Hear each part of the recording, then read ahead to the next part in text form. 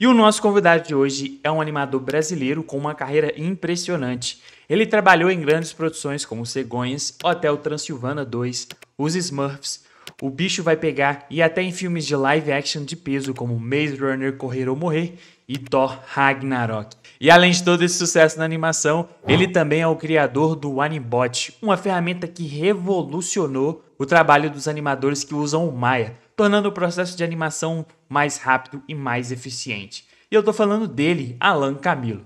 Nesse episódio, ele compartilha sua jornada desde o interior de São Paulo até se tornar um animador profissional em Vancouver, no Canadá.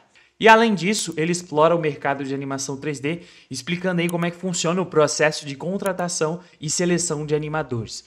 E no final, ele revela um segredo valioso para quem deseja ingressar em estúdios internacionais. Então, sem mais delongas, primeiramente, Alan, é um prazer te receber. Eu aprecio o seu tempo, porque eu sei o quanto que o tempo de um animador 3D é corrido. Pô, é isso, Vinícius. Obrigado aí pela introdução.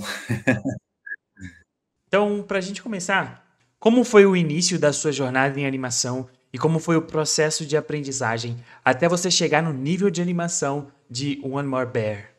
Então, eu comecei minha carreira como animador 2D, né? Era isso que eu sempre quis fazer, assim.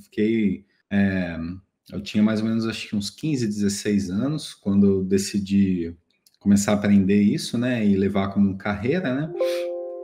Mas eu morava no interior de São Paulo, né? Então, eu tenho 43 anos agora, né? Então, isso a gente está falando há muito tempo atrás. Então, não tinha nem internet, malemar internet. Acho que não tinha internet, pelo menos não era nem perto de ser popular, né? E aí, estando no interior, não tinha cursos, né? Não tinha nada. A minha referência na época lá no Brasil era o estúdio do Daniel Messias, né? Que tinha em São Paulo. E a Disney, né? E Don Bluth, né? Esses estudos internacionais. Então, eu comecei a tentar aprender. Aí, o primeiro obstáculo que eu vi foi que todos os conteúdos eram em inglês, né? Então, minha primeira coisa que eu quis fazer foi aprender inglês. Então, eu comecei, assim que eu pude, né? Eu comecei a fazer curso de inglês e sempre continuando a desenhar, né? Estudando. Eu tinha um grupo de amigos assim que também gostavam de animação, a gente começou meio que a aprender juntos, né? E aí, é, eventualmente, eu fui. Tô passando meio rápido, assim, porque foram anos isso, assim, foram acho que uns 8 anos mais ou menos até eu conseguir minha primeira oportunidade de algum trabalho, assim, né? Uhum. Que Isso, foi isso em 2D, né? isso em 2D. Eu não. Eu sempre fui assim, como se diz, computador nunca foi um negócio muito um bicho de sete cabeças para mim. Mas não era, como animação, Não era sua praia, né? eu não via aquilo como um negócio que iria ter uma qualidade, um apelo visual bom na época, né? Então, mesmo depois que começaram a sair os filmes, né? Toy Story, o primeiro Toy Story, aquele Vida de Inseto, né? Aquilo lá não me atraía muito, assim, visualmente, né? Como, tipo assim, eu nunca olhava aquilo, eu não queria trabalhar com Você não aquilo, via não. muito apelo na animação, né? Não. E eu não tinha essa visão que um dia iria ficar uma qualidade Eu acho com a... que ele veio chegar só depois, né? Tipo, acho que foi a partir do Monstros S.A. que eu acho que começou a vir desse jeito, né? Então, para mim, foi Os Incríveis. Ah, Nem o sim. Monstros S.A. para mim era. E você compara, assistiu o primeiro Monstros S.A. E aí você vê os filmes em 2D que eram da época, ou mais antigos até, tipo Rei Leão, né? Uhum. O, a Nova Onda do Imperador. Aquilo para mim era qualidade boa, né? Aquilo que eu queria trabalhar. Tinha muito mais fluidez na animação, né? Isso, tipo, mais por uma limitação, assim, a maior parte é pela limitação do software na época mesmo, né? E os animadores, acho que mais experientes, ainda estavam no 2D ainda, ali nessa. Então, era aquilo que eu não enxergava o 3D como um caminho para mim, enfim. Mas eu cheguei a trabalhar como intervalador, né? Em São Paulo, uma época, foi menos de um ano, assim, eu trabalhei lá. E aí eu fui para o Rio de Janeiro, comecei a trabalhar como animador, mas em Flash, né? Mas ainda assim era desenhado, né? 2D ainda. Aí trabalhei lá uns 2 anos, assim, e quando eu estava acabando esse último projeto desse segundo ano, que era um filme do Maurício de Souza, né? Um filme da Turma da Mônica. Chama Turma da Mônica e a Máquina do Tempo. Desculpa, Uma Aventura no Tempo é o nome do filme. Filme bacaninha, assim, a história, tudo tava, me diverti bastante trabalhando lá. Só que quando estava acabando esse filme, o estúdio que eu estava trabalhando no Rio não tinha nenhum outro projeto engatado, assim, né? Então eu tava meio que assim, pô, o que eu vou fazer depois disso, né? Como a gente sempre fica, né? Isso eu acho uma coisa que, Acabou o projeto. você fica sempre naquela, qual o próximo, né? Então eu tava naquela. E ao mesmo tempo, o estúdio da Disney 2D tinha fechado. Acho que eles tinham feito não lembro se era a Princesa e o Sapo. Eu acho que esse foi o último mesmo. Eu acho que era esse. Eles fizeram esse e pum, fechou. Decidiram fechar. Aí eu fiquei nessa, né? Falei, porra, é o. É É o fim do o. 2D, né? Tipo assim, era o estúdio, era o meu. Era o meu. Seu sonho. Tipo isso. Não sei, sonho é uma palavra muito forte, mas tipo assim, era o meu objetivo um dia. Era a referência, vai. Era a maior referência que eu tinha, que era o estúdio da Disney, né? E de repente aquilo fecha, eu falei, putz, e agora, né? Eu fiquei, e o meu trabalho aqui tá acabando, eu fiquei meio que nesse impasse, né, na minha carreira, né? Tipo, o que que eu faço agora, né? E aí foi na época que saiu o filme dos Incríveis, acho que era 2006, 2007, isso.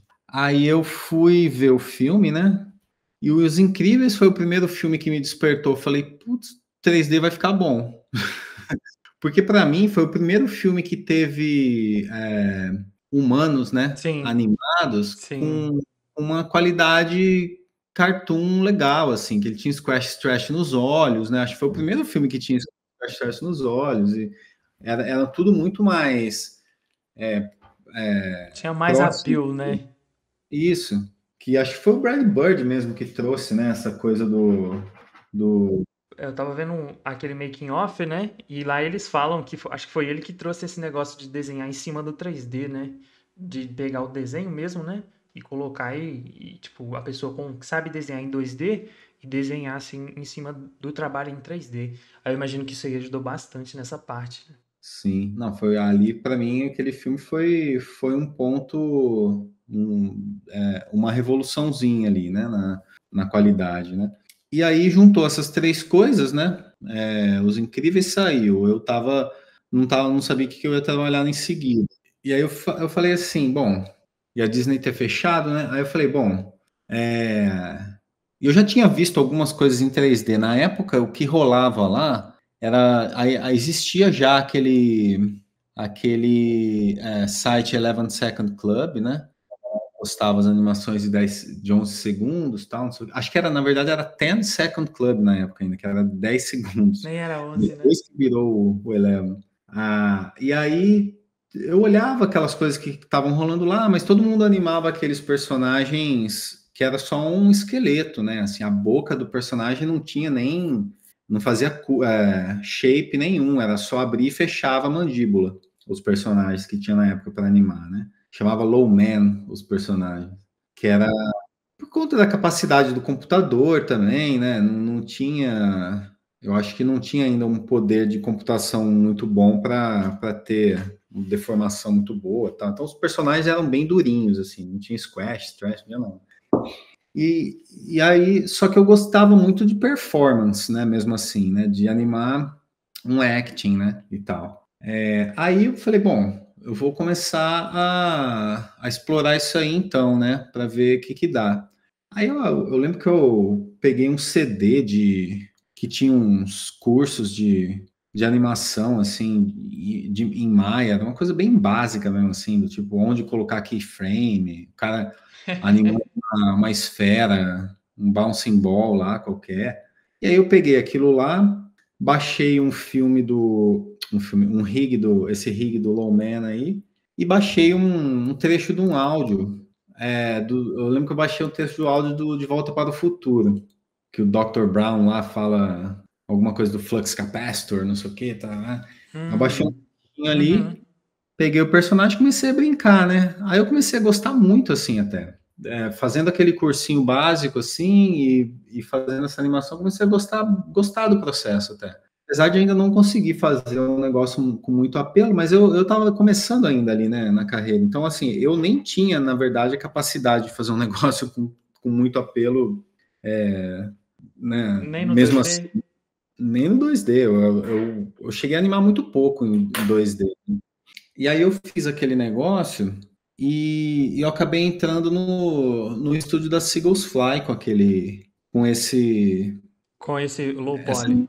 É, low porque poly, na época eu não tava era low poly, procurando, né? tipo um low poly, é. Esse personagem, ele é a versão antiga do Norman? Ah, não, ele é bem mais limitado que o Norman. Ah, sim. É. Ele não tem shape, não tem nada. Ele é só um esqueleto que abre e fecha a boca. A pálpebra é uma meia esfera que gira assim em cima da esfera do olho, sabe? É um negócio bem tosco. Mas dá para fazer as expressões assim, do timing das coisas, você consegue fazer, só não tem, né, um apelo visual muito bonito. Mas de acting assim, ali você consegue expressar um acting legal ainda. E aí eu fiz aquilo tal e acabei entrando na Seagulls Fly, então foi ali que eu comecei a animar praticamente só 3D. Eu comecei a fazer muito pouco. Acho que eu trabalhei em mais um filme só depois daquilo lá em 2D, que foi uma série chamada Juro que Vi. Aliás, depois, quem gosta de 2D, pesquisa isso aí. É uma série do folclore brasileiro, chama Juro que Vi, que foi dirigida pelo Humberto Avelar. É uma série muito boa, cara. Qualidade 2D, assim, top, assim. É que eu aprendi muito lá, inclusive, com a galera que trabalhou lá. Mas depois foi basicamente só 3D e eu evoluí lá, né, na Seagulls, né, animando comercial, essas coisas assim. Lá que eu conheci o Pedro Conte, né? Que ele começou a trabalhar Ah, lá sim. depois. Ele iniciou a carreira dele basicamente ali também, né? Ele era bem novo. E aí a gente ficou amigo ali, né? E tal. E mais para frente, acho que ele já tinha até saído. Ele já tinha saído da Seagulls, acho que eu também. Mais para frente a gente veio com essa história de fazer o Viking, né? E a ideia dele, né? Ele me mandou o personagem e tal, falou assim, pô, você não quer animar um pouquinho tal? Aí eu olhei e tal, aí eu me empolguei, fiz uma animação, aí ele transformou aquilo num curta tal.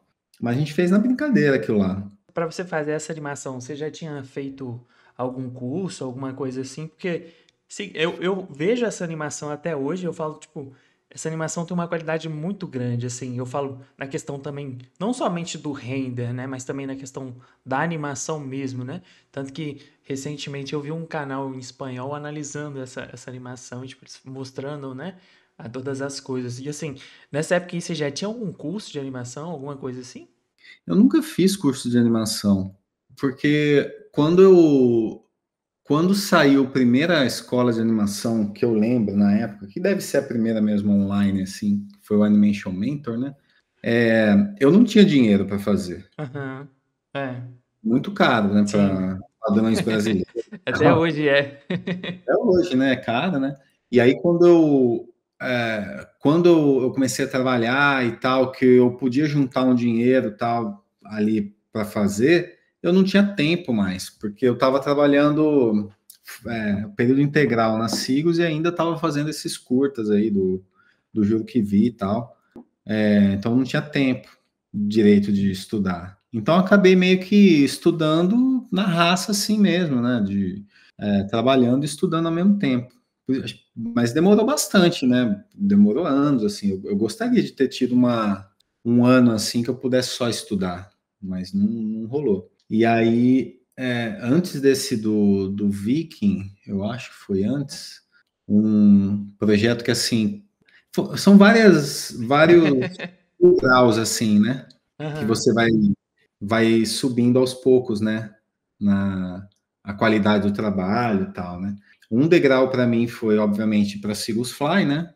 E aí os projetos lá tal, apesar de ser publicidade e tal, a gente sempre tentava fazer o mais o melhor possível, mesmo se o cliente não exigisse tanta qualidade, todo mundo lá, né, era assim, sempre queria fazer o mais bonito, né? O pessoal gostava mesmo de trabalhar. Foi ali e só que não tinha muito essa coisa de publicidade, não dá a oportunidade de você explorar a personalidade de um personagem, Atuação, né? né? O acting.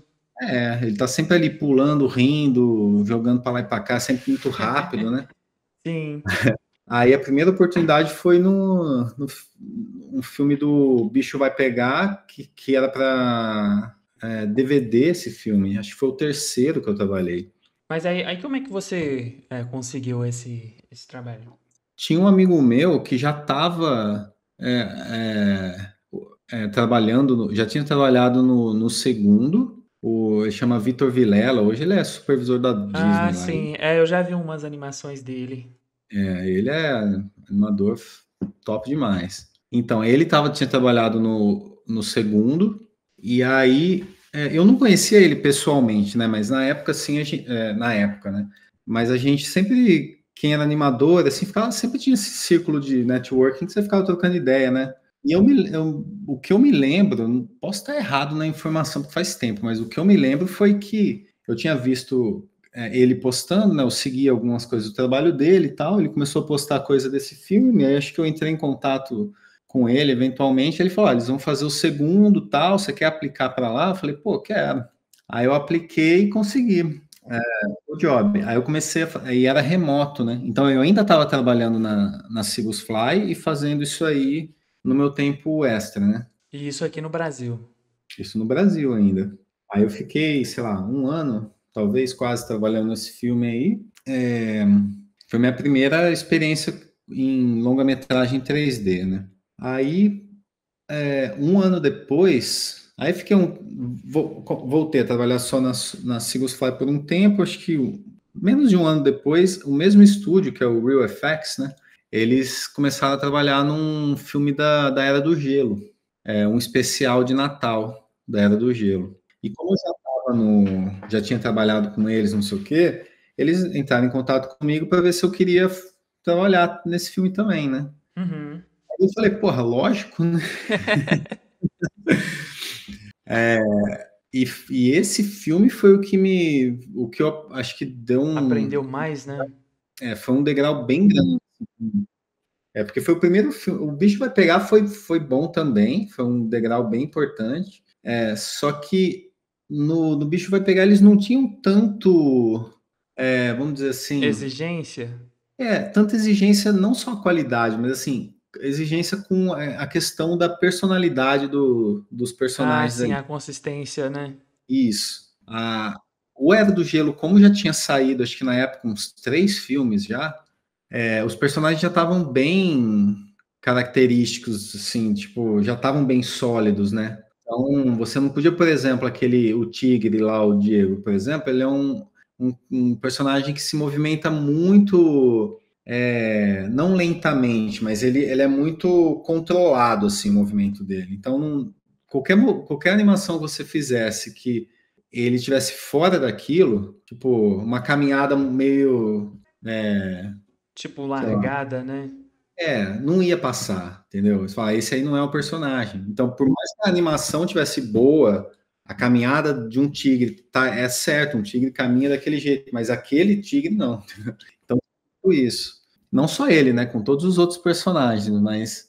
E aí eu ficava sempre nisso, né? Eu comecei, ali que eu aprendi a prestar atenção nisso, né? A questão da personalidade. Tipo, como que não só, tipo assim, você ouvir um áudio ou ver uma cena e pensar como que qualquer personagem ali faria aquela cena. Não, você fala como que esse personagem específico agiria ali, né? Sim. Uhum. Você prestar mais atenção nisso. Isso para mim foi bem importante. E foi com esse portfólio que eu acabei saindo do Brasil, né? Foi Ah, sim. desse Era do Gelo aí. Aí como é que foi esse processo? Tipo, você já tinha é, já tinha esposa? Como é que foi assim pra você, tipo, deixar o Brasil, né?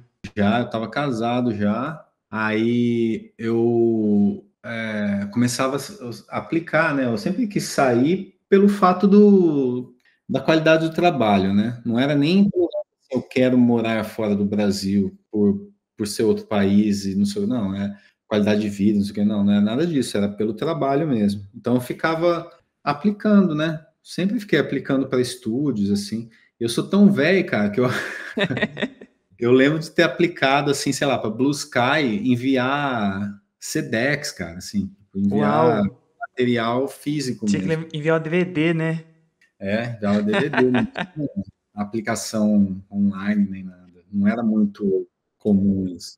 Mas enfim, aí eu apliquei, nunca dava nada, tal, anos assim. E aí, quando eu menos esperava, assim, eu nem estava aplicando tão assim mais. Aí eu recebi a proposta da Sony, né? E acabei indo. Aí, depois que eu estava lá em Vancouver já, trabalhei 7 meses no Smurfs, e aí de lá foi mais natural, assim, né? Tem muitos estúdios, né, tal. Eu meio que fui pulando de um para outro, um pouquinho, assim. Uhum. Mas, tipo assim, como é que foi, assim, essa parte de você ir? Tipo, eles arrumaram a papelada toda? Como é que foi essa parte, assim? Basicamente, sim.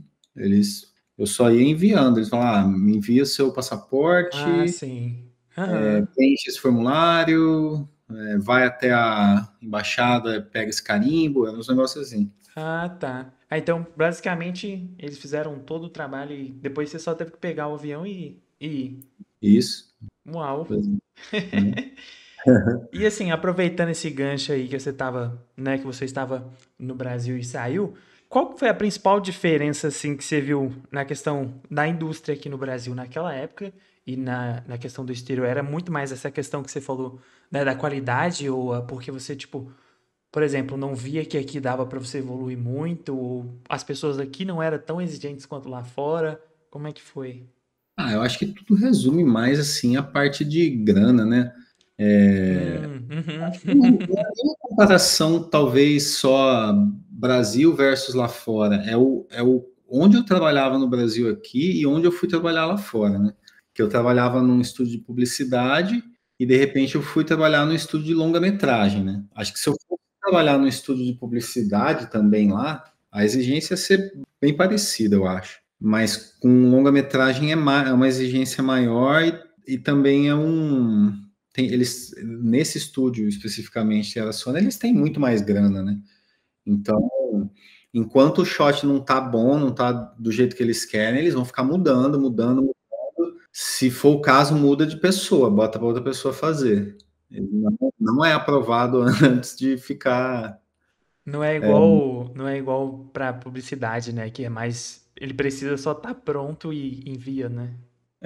Publicidade tem que estar pronta aquele dia, cumprindo ali o básico, né? E é meio que isso. Esse aí era uma exigência bem grande mesmo. E aí, como é que foi essa parte de você sair aqui do Brasil e começar a trabalhar assim, né? Num lugar onde a exigência era maior? Como é que você fez assim para se organizar nessa questão aí de questão de exigência e prazo também, né? Nos primeiros meses, assim, você fica numa neura que não, né? Porque uma coisa que eu não estava acostumado, que depois, e eu achava que era, todo mundo, né, passa por isso, você acaba achando que o seu trabalho não é bom o suficiente, você passa por aquele negócio, é porque tem muita mudança, geralmente. Tem muita mudança. Você chega lá, você acha que o shot está excelente, assim, o máximo que você conseguiu fazer, você chega lá, vai ter alguma mudança. E aí você vai lá, muda. Aí, de repente, o seu lead aprovou, mas aí vai para o supervisor, ele muda mais coisa, e volta, e vai, e volta. Aí, mesmo depois que o shot é aprovado, ainda tem, às vezes, coisinhas de questão de qualidade mesmo de contato, né? Coisas assim que você tem que mexer e tal. E aí, de repente, às vezes o shot vai para a iluminação, volta de novo para você por conta dessas coisas assim, né? Às vezes o personagem sem querer estava flutuando em algum momento, ou estava uma malha entrando muito na outra. Então fica essa coisa de muda. É normal, na verdade, né? Mas no início eu não estava acostumado com isso, né? Uhum. Estava mais acostumado com o terminou o shot e já vão para o outro. Tipo, tá ali bonito, passou rápido, né? A gente falava. A malha entrou uma na outra, mas, pô, passou rápido, um frame só, ninguém vai ver. Lá não, cara, para aí, lá, frame a frame, se tem um frame a malha entrando dando crash uma malha na outra, você tinha que mexer e por aí vai. Então acho que foi meio que isso, esse choque de revisões, né, que eu tive foi meio grande. E a questão dos prazos, assim, como é que foi? Cara, o prazo até que era tranquilo, assim, até. Não era nada muito. Eu acho que mesmo quando eu comecei, assim, lá, eu já era pelo menos assim, na média, vai. Na média, um pouco acima da média em relação à velocidade, né? Então, com o lance da velocidade, eu não tive problema, não. E como é que era? Você tinha, tipo, uma meta semanal? Não, lá era assim, eles trabalhavam com um negócio chamado bid days, né? Então você pega, por exemplo, uma lista de shots lá, uns 3, 4 shots para você fazer. Cada um deles tem um número de dias, horas, né? Cada dia são 8 horas, né? Eles consideram. Pode dizer que são horas para você trabalhar naquele shot. Então, por exemplo, se é um shot simples, às vezes tem 2 dias, um exemplo. Ah, então eles já estipulavam mais ou menos o tempo ali que você ia Isso. precisar. Ele vinha um negócio estipulado. Só que, na verdade, aquilo não era uma coisa assim que você era obrigado a terminar naquilo. Aquilo era uma sugestão, na verdade. Então, e aí no final do dia, você tinha que dizer lá, olha, eu trabalhei 2 horas nesse shot, 3 horas nesse outro, e mais 3 horas nesse outro aqui. E você ia colocando no computador lá, no sistema deles. Então aí dava meio que para ver ali, mais ou menos, se você cumpria aquilo lá, mas não era, ninguém ia vir na tua mesa lá e falava assim, pô, ó, você fez 1 hora a mais aqui nesse shot. Não tinha isso. O que acontecia lá, que né, em questão de prazos, era assim, toda sexta-feira o show total todo tinha que entregar uma certa quantia de cotas, né? De segundos, né? Isso variava, né? Conforme a produção ia andando aí, aumentando, depois diminuía, enfim.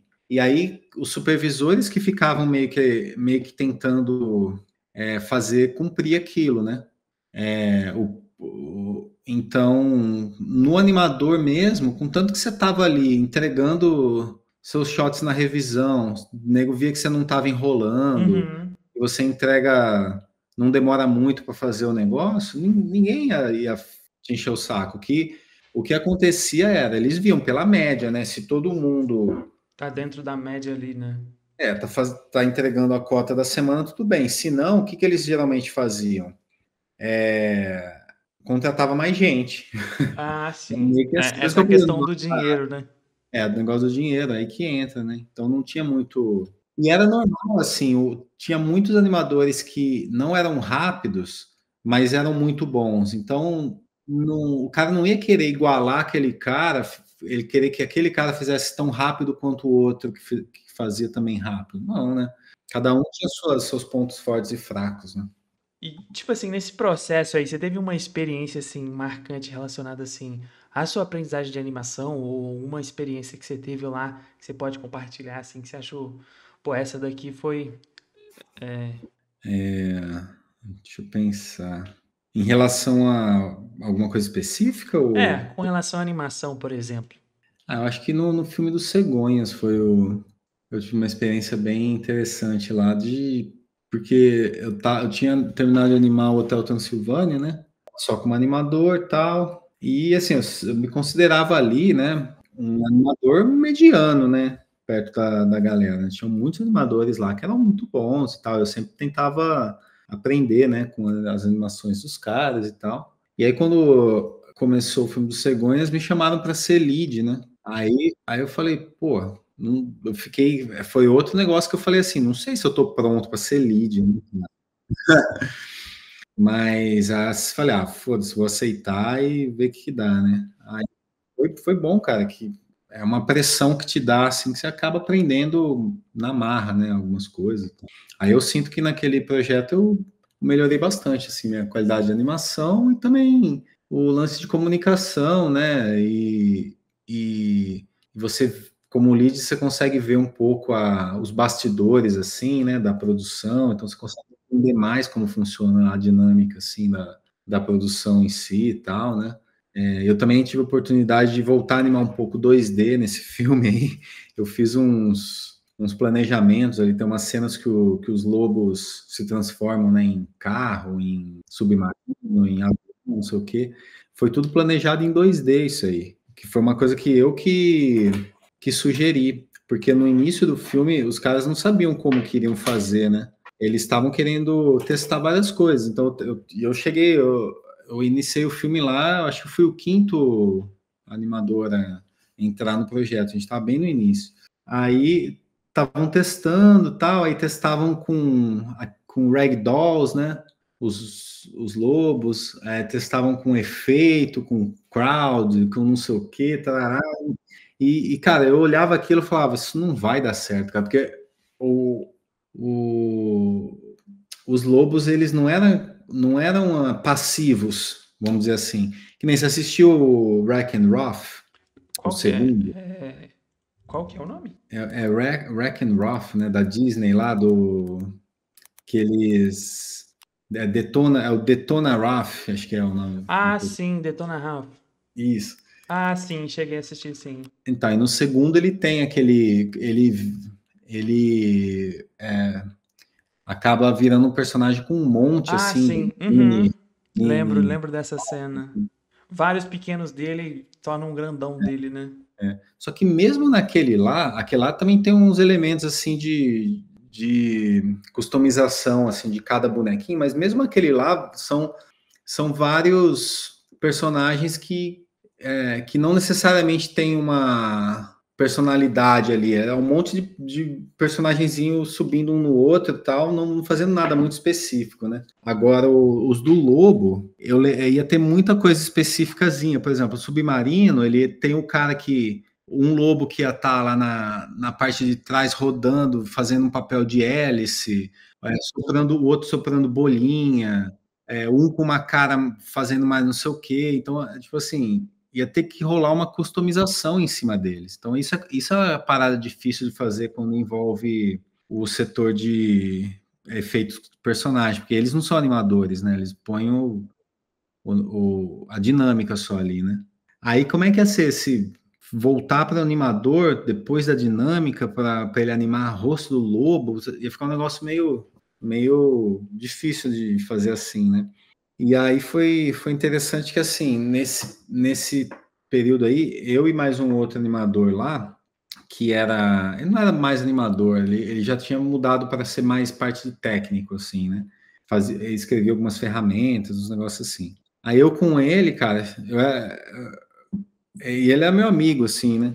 Então a gente chegou junto, falando, cara, a gente podia fazer um negócio assim, assim, assado, um ia dando ideia para o outro, a gente criou uma ferramenta lá para esse filme, em que você podia pegar o personagem, porque qual que era o problema? Não podia também todos os personagens serem rig, né? O computador não aguenta, ele fica muito lento. Assim, só para abrir o shot demora, sei lá, umas 4 horas, se você tiver 100 personagens, por exemplo.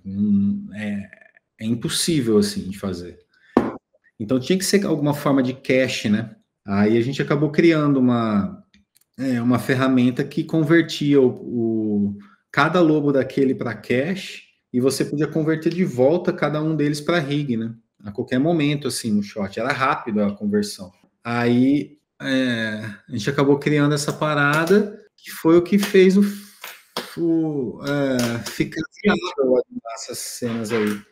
E aí a Sony usa até hoje essa ferramenta aí para outros.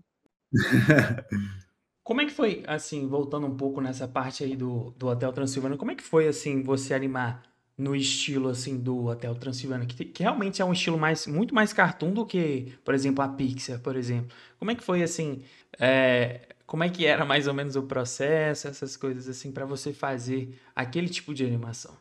Eu sempre gostei, né, de animação cartoon e ali era um estilo que, nossa, eu adorava de assistir, né? Eu nunca tinha animado nada muito cartoon daquele jeito, mas você acaba, sei lá, você acaba se inspirando, né, nos outros animadores que estão ali, e tal, fazendo negócio e acaba se adaptando, né? Uma coisa que eu sempre animava já que fazia parte do estilo que eu animava, que me ajudou, e nesse filme aí meio que fez com que eu, sei lá, minha técnica de animação ficasse cada vez mais nesse estilo, é você animar pose to pose, né? Ao invés de animar, Por camadas? é, Sim. E o seu processo, hoje em dia, por exemplo, ou inclusive naquela época, né? Você. Como é que é mais ou menos o seu processo, por exemplo, para você fazer uma animação? Você faz desenhos antes? Como é que é? eu faço thumbnails, né? Eu não tenho muito a característica de fazer referência filmada, Ah, sim. mas Aham. isso é um estilo meu, assim, eu não sei. Acho que dependendo da animação, eu faço, assim, alguma coisa ou outra, mas eu acho que eu nunca peguei uma animação e falei assim, vou filmar, me filmar e depois editar o que eu fiz e animar meio que com aquilo do lado como referência mesmo, assim. Nunca fiz porque eu não consigo me expressar no movimentando o meu corpo, assim, do jeito que eu quero. Então, o que eu faço geralmente é thumbnails, que na verdade é mais para lembrar o que eu pensei, né? O thumbnail, e eu imagino mesmo, eu fecho o olho e imagino como que eu quero o personagem me mover, sei lá. E E aí aí o você thumbnail, desenha, eu desenho os thumbnails para meio que lembrar daquilo, e aí você faz pose a pose. e aí vai moldando pose a pose, e no computador mesmo você vai meio que. É um processo, né? Eu não tento copiar o meu thumbnail também, né? É só um lembrete, um palitinho ali, às vezes até, e no computador você vai refinando, né?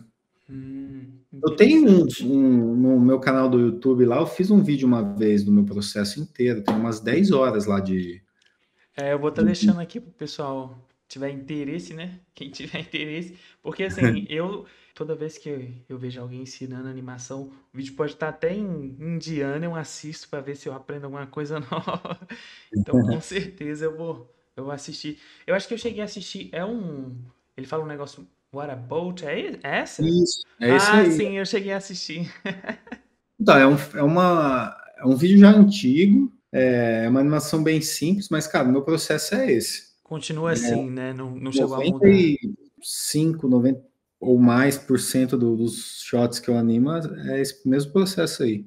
Só quando tem alguma coisa muito específica, né, diferente, aí você acaba tendo que pensar um pouco mais ou trabalhar um pouquinho mais. Você já experimentou animar por camadas? Já, eu acho que teve eu iniciei, na verdade, o 3D Por camadas, né? em camadas, né? Uhum. Só que quando eu passei para post to post, facilitou demais para mim, porque acho que é o meu cérebro funciona melhor com post to post do que ficar botando layer nas coisas.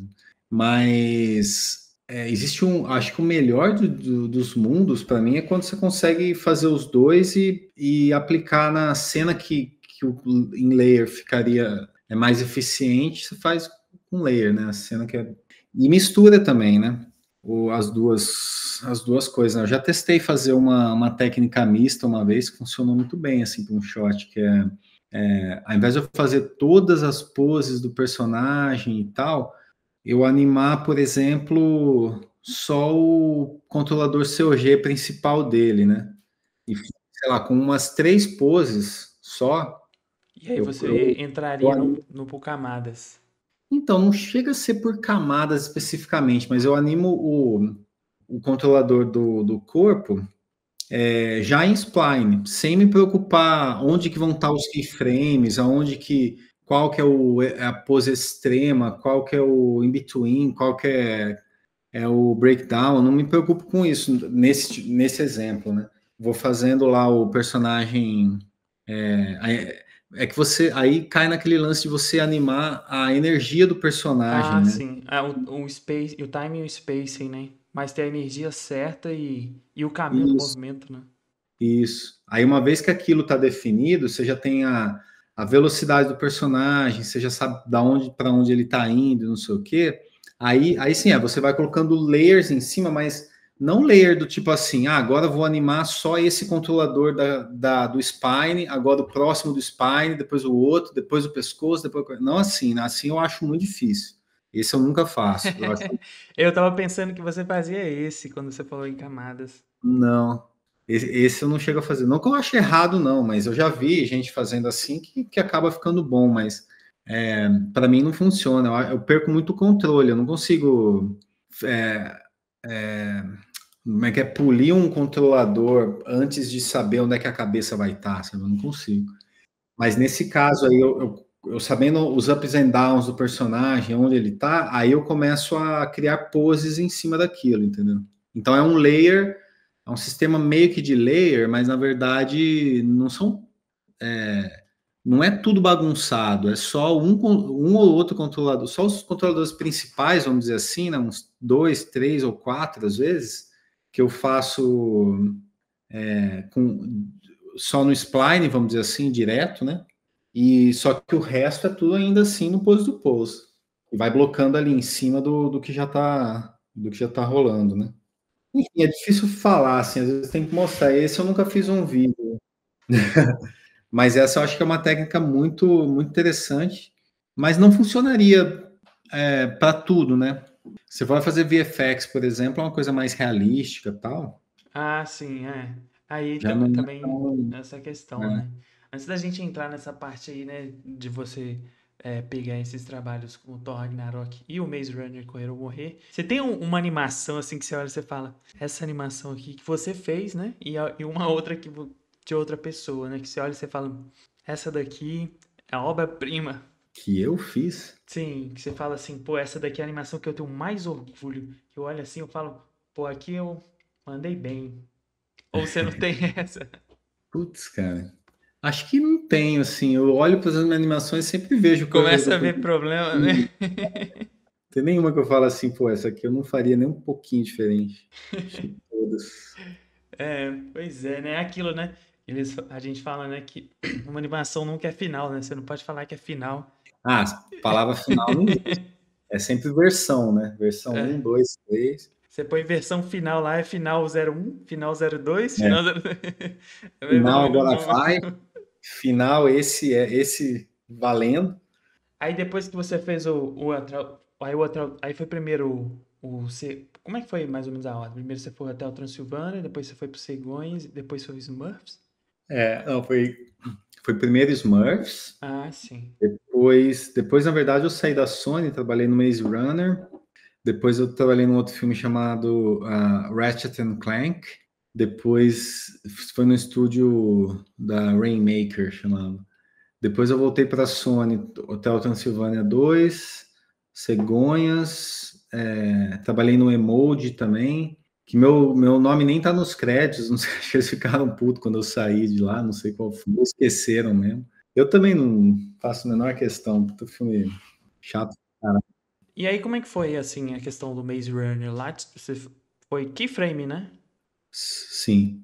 Como é que era, assim, né, o processo? Porque o processo é um pouco diferente, né, da animação, eu acredito, assim, de uma animação VFX cartoon. VFX é chato pra caramba, cara, eu não gosto de trabalhar, não. É muita mudança, grande parte dos diretores, eles não são animadores, né? Então, então assim, você não entrega um shot em blocking. Praticamente você já entrega final, só falta o detalhe, assim. Tipo, a primeira amostragem já é praticamente em spline, né? E então rola muita mudança, né? E aí Muita você, mudança eu e fico muito imaginando trabalho. mesmo, né? Você Né? faz a animação final e depois tem que fazer uma mudança. Então, aí chega uma hora que você tem lá, vamos fazer 2, 3 versões desse shot diferente, sabe? Aí chega uma hora que você não tem nem gosto mais pelo shot, você fala, tá bom, que você quer o quê? O personagem vindo daqui para cá, você faz, o personagem vindo daqui para lá, mas você não tem mais aquele amor, assim, de planejar mesmo o shot, de fazer as coisas, né, de ter todo um propósito, as coisas, não tem mais. Você vai fazendo, meio que obedecendo ali a direção e quando tá pronto, tá pronto. Às vezes você fica 6 meses num filme para animar 2, 3 cenas, sabe? É ridículo, assim. Uau. Eu achava assim, né, que era um processo assim mais interessante às vezes, né? Não. Ah, Pelo menos os que eu trabalhei, os meus amigos também falam coisas muito parecidas das experiências que eu tive. É isso, é mudança, mudança, mudança. e aí, vamos falar então sobre o Animbot? Como é que surgiu essa questão aí do Animbot? Esse, então, foi interessante, foi por conta da história mesmo que eu tive lá, né? Que eu entrei na Sony, foi meu primeiro trabalho em Maya, full time, assim, que eu tava o dia todo trabalhando no Maya, que antes eu trabalhava no 3D Max, né? E aí,